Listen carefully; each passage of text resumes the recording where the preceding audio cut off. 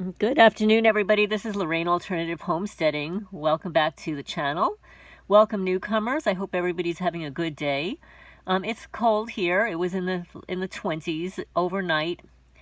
And at 10:38 a.m., while I was cleaning out the cat building, the nonprofit building, I got hit with a directed energy weapon in my chest. And as soon as I moved away from the window that it happened in front of, it stopped. When I returned to that window, the front window, it happened again. So I just wanted that on the record. And I want to thank a woman named Kathleen.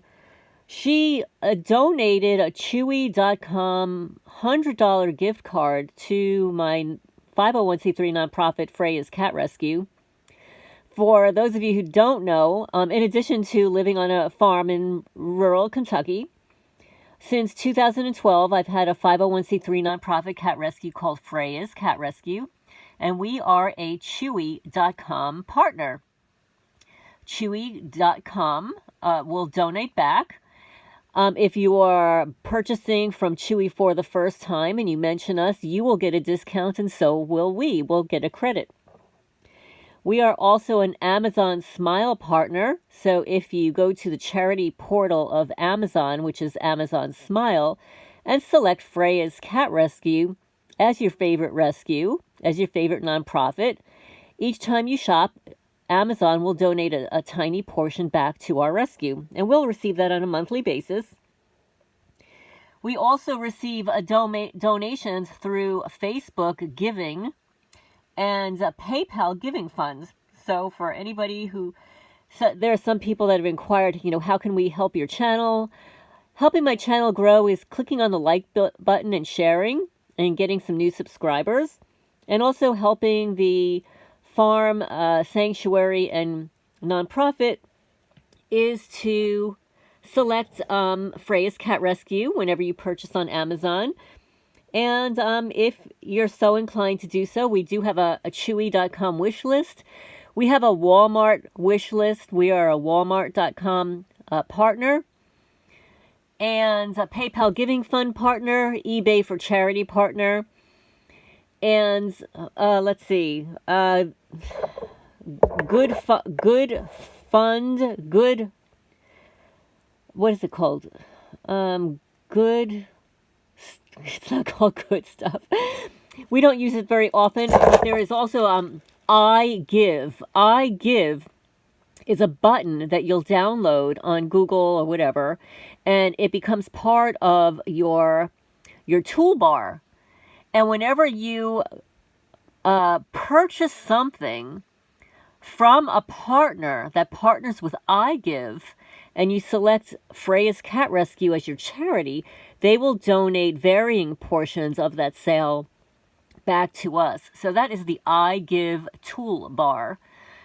And anyway, we're going to get on to there's one other thing I wanted to mention. I watched a video this morning. This is very important because so many targeted people have mentioned that they have experienced mold in their apartments, in their homes, that wasn't there previously. It's intentional, folks. And the former owner who owned this property had black mold throughout his mobile home trailer, and he died of pneumonia in the month of July. And I believe that was instigated by the local criminals. They're doing it to my house here. What they do is they poke holes around the insulation of windows. And as you know, that they tore out the insulation of my nonprofit building, windows and doors. But then on my house, they started poking holes in the insulation. I could show you pictures of this, folks. You have to look at it very closely, expand your photos, and possibly even look under a magnifying glass. But we're going to get on to this video. This is a very important video. It's by Elon Musk. It's on his YouTube channel, Elon Musk Zone. And I can't hide it any longer. And there are varying YouTube creators who have copied some of this material to pass on to others. But I'm going to play it for you here. It's 16 minutes. Superintelligence that far exceeds any human. I think it's very obvious. We're headed towards either superintelligence or civilization ending. I would argue that AI is unequivocally something that has potential to be dangerous to the public. Digital intelligence will be able to outthink us in every way, and it will soon be able to simulate what we consider consciousness. So to a degree that you would not be able to tell the difference. Like we will not be able to be smarter than a digital supercomputer. So therefore, if you cannot beat them, join them. As the algorithms and the hardware improve, that digital intelligence will exceed biological intelligence by a substantial margin. It's obvious. When you say that we'll exceed human intelligence, at some point soon, the machine's going to be smart, not just smarter, like exponentially smarter than any of us. Ensuring that the advent of AI is good, or at least we try to make it good, seems like a smart move. So we're way behind on that. Yes, we're not paying attention. We worry more about what names somebody called someone else than whether AI will destroy humanity. We're like children in a playground. This could be a huge problem for society. What are the scenarios that scare you most? Humanity really is not evolved to think of existential threats in general. We're evolved to think about things that are very close to us, near term, to be upset with other humans, and not to really to think about things that could destroy humanity as a whole. But then in recent decades, just really in the last century, we had nuclear bombs, which could potentially destroy civilization, obviously. We have AI, which could destroy civilization. We have global warming, which could destroy civilization, or at least severely disrupt civilization. Excuse me, how could AI destroy civilization? You know, it would be something the same way that humans destroyed the habitat of primates. I mean, it wouldn't necessarily be destroyed, but it might be relegated to a small corner of the world. When Homo sapiens became much smarter than other primates, it pushed all the other ones into small habitats. They were just in the way. You could make a swarm of assassin drones for very little money by just taking the Face ID chip that's used in cell phones and having a small explosive charge and a standard drone, and have them just do a grid sweep of the building until they find the person they're looking for, ram into them and explode. You can do that right now. No new technology is needed. Right now. People do. Probably a bigger risk than being hunted down by a drone is that AI would be used to make incredibly effective propaganda that would not seem like propaganda. So these are deep fakes. Yeah, influence the direction of society, influence elections. Artificial intelligence just hones the message, looks at the feedback, makes this message slightly better. Within milliseconds, it can adapt its message and shift and react to news. And there's so many social media accounts out there that are not people. Like, how do you know it's a person, not a person? I'm going to say that this is what's happening to targeted individuals, folks. The slander campaign and propaganda is being spread throughout communities through the fusion centers that are collecting data on us. And I guarantee they're utilizing this form of technology to be used against us. And you heard what he said about how there can be assassin drones that can target anybody, literally in the middle of nowhere, in the middle of a group of people, can zoom in, zero in on one individual. And look at this. You see that? There's a target on that person's face. People in the AI community refer to the advent of digital superintelligence as a singularity. That is not to say that it is good or bad, but that it is very difficult to predict what will happen after that point, and that there's some probability it will be bad, some probability it will be good. We obviously want to affect that probability and have it be more good than bad.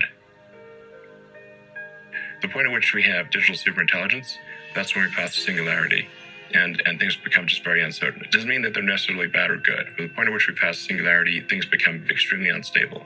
So we want to have a human-brain interface before the singularity, or at least not long after it, to minimize existential risk for humanity and consciousness as we know it. And then another point that I think is really important to appreciate is that all of us already are cyborgs. So you have a machine extension of yourself in the form of your phone and your computer and all your applications. You are already superhuman. But by far, you have more power, more capability than the President of the United States had 30 years ago. If you have an internet link, you have an oracle of wisdom. You can communicate to millions of people. You can communicate to the rest of Earth instantly. These are magical powers that didn't exist not that long ago. So everyone is already superhuman and a cyborg. The limitation is one of bandwidth. So we're bandwidth constrained, particularly on output. So our input is much better, but our output is extremely slow. If you want to be generous, you could say maybe it's a few hundred bits per second or a kilobit or something like that output. The way we output is like we have our little meat sticks that we move very slowly and push buttons or tap a little screen. And that's just extremely slow. Compare that to a computer which can communicate at the terabit level. There's a very big orders of magnitude differences. Our input is much better because of vision. But even that could be enhanced significantly. I think that the two things that are needed for a future that we would look at and conclude is good, most likely, is we have to solve that bandwidth constraint with a direct neural interface. I think a high bandwidth interface to the cortex, so that we can have a digital tertiary layer that's more fully symbiotic with the rest of us. Like we've got the cortex and the limbic system, which seem to work together pretty well. They've got good bandwidth, whereas the bandwidth to our digital tertiary layer is weak. So I think if we can solve that bandwidth issue, and then AI can be widely available. The analogy to nuclear bomb.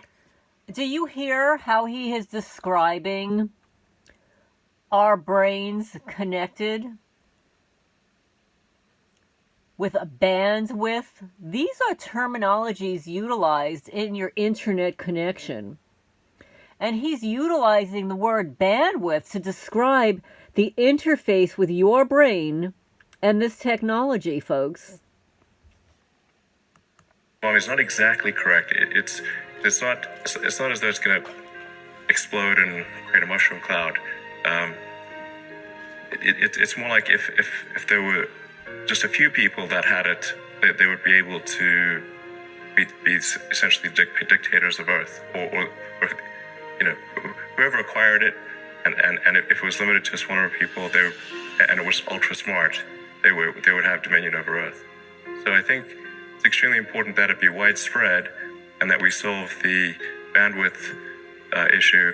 And if we do those things, then it will be tied to our consciousness, tied to our will, tied to the sum of individual human will, and everyone would have it. So it would be sort of still a relatively even playing field. In fact, it would be probably more egalitarian than today. It will never be an even playing field. And we know that the criminals that are involved in this want to own everything, right? Right? They want you to own nothing and be happy. So what makes you think that this technology will be available to everybody? It won't be available to everybody. It will be controlled by the elites, by the criminals, the cartels, the mobs, all these dictators, all the people that are currently involved in the covert terrorist watch list in targeting millions of people across the United States will have access to this technology and use it for the ill of humanity, not for the better. The way in which a regulation is put in place is slow and linear, Right. and we are facing an exponential threat. And if you have a linear response to an exponential threat, it's quite likely the exponential threat will win.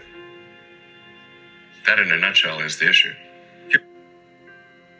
I think we should try to take the set of actions that are most likely to make the future good for humanity. I'm pro-human.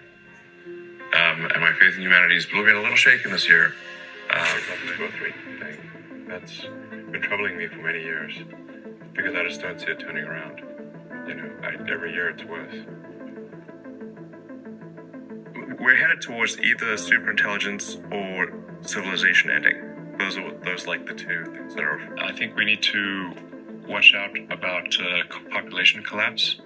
This is somewhat counterintuitive to most people. They think that, well, there's so many humans, maybe too many humans, but that's just because they live in a city. If you're in an aircraft and you look down, they say, if you dropped a cannonball, how often would you hit a person? Basically never. In fact, there's stuff falling in from space all the time. Natural meteorites, old rocket stages, all the time. But nobody worries about it because the actual, in fact, there's a good cool website called Wait But Why, and this guy Tim Urban, he actually just did the math, and all humans on Earth could fit in the city of New York on one floor. Don't even need the upper floors. So that's actually the cross section of humans as seen from Earth is extremely tiny, basically vanishingly small, almost nothing. So we need to watch out about population collapse. Low growth rates, I think, is a big risk. And it's also not exactly top secret. You can go look at the Wikipedia, growth rate. So, and this is actually this is definitely the civilization ends with a whimper, not a bang, because it would be a sad ending, where the average age becomes very high, and really the youth are effectively de facto enslaved to take care of the old people. This is not a good way to end. If you look at countries like Japan, most of Europe, China, and you look at the birth rates in a lot of those places is only at about half of the sustaining rates. When you have an inverted demographic pyramid, so if you look at the pyramid, you've got age gradation, 60-year-olds, 50-years-olds, 40-years-olds, 20-years-olds, sort of a demographic pyramid. Right. And in some countries, it's like an upside-down pyramid, so it'll sort of fall over. So it will not stand. What we'll actually have in those countries is a very high dependency ratio, where the number of people who are retired is very high relative to the number of people who are net producers. And so you cannot, the social safety net will not hold. We didn't evolve for this because we sort of evolved to just always procreate, and there wasn't birth control or anything. Right. Just have lots of babies. It's off the course, and hopefully some of them would survive. That was all of human history until very recently. And now it's, you've got cases like Japan where adult diapers outsell baby diapers. Europe's in a similar situation. China's headed the same way because they've had the one-child policy, and then even though they've relieved the one-child policy, the social norm has become to have an average of one kid. So even when they relieved that requirement, it didn't change. You can imagine, people say, well, what about immigration? It's okay, look, there's 1.5 billion people in China. Where is China going to get 700 million new people? We're rapidly headed towards digital superintelligence that far exceeds any human. I think it's very obvious. AI doesn't have to be evil to destroy humanity. If AI has a goal and humanity just happens to be in the way, it will destroy humanity as a matter of course, without even thinking about it. No hard feelings. It's just like if we're building a road and an anthill happens to be in the way, we don't hate ants. We're just building a road. And so goodbye anthill. The biggest issue I see with so-called AI experts is that they think they know more than they do. And they think they're smarter than they actually are. It's definitely going to be outside of human control. Not necessarily bad, right? Yeah, it's not necessarily bad. It's just outside of human control. Now, Guys, outside of human control is bad. And now he's saying, now the thing that's going to be tricky. Come on, folks. This is extremely alarming, and I can see it in his facial features from last year to this year, and the tone of his voice that he's a little scared of what's going on. The thing that's going to be tricky here is that it's going to be very tempting to use AI as a weapon. There you go. It's going to be very tempting to use AI as a weapon. And I will assure you that it's being used against me as a weapon. Because under a black light, they drew AI on my window, and some loser plane drew AI in the sky over my house. It's going to be very tempting. In fact, it will be used as a weapon.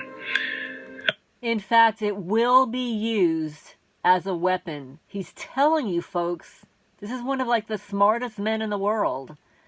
He's telling you it will be used as a weapon. AI will be used as a weapon. So the on-ramp to serious AI, the danger is going to be more humans using it against each other, I think. Most humans using it against each other. Likely. That'll be the danger. Yeah.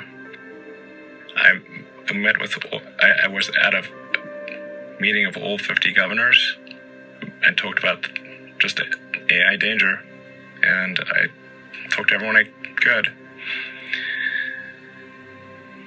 No one seemed to realize where this was going. AI is probably the single biggest item in the near term that's likely to affect humanity. So it's very important that we have the advent of AI in a good way. That is something that if you could look into the crystal ball and see the future, you would like that outcome, because it is something that could go wrong, as we've talked about many times, and so we really need to make sure it goes right. That's I think AI, working on AI and making sure it's a great future. That's the most important thing I think right now. The most pressing item. Intelligence will keep advancing. The only thing that would pro advancing is something that puts civilization into stasis or destroys civilization. So then we have to figure out what is a world that we would like to be in, where there is this digital superintelligence. I think and another point that I think is really important to appreciate is that all of us already are cyborgs. So you have a machine extension of yourself in the form of your phone and your computer and all your applications. You are already superhuman. But by far, you have more power, more capability than the President of the United States had 30 years ago. If you have an internet link, you have an oracle of wisdom. You can communicate to millions of people. You can communicate to the rest of Earth instantly. These are magical powers that didn't exist not that long ago. So everyone is already superhuman. AI is certainly one of the biggest risks. It could be the biggest risk. Are we headed towards a future where an AI will be able to outthink us in every way? Then the answer is unequivocally yes. To me, in terms of what consciousness feels like, it feels like consciousness is in a different dimension.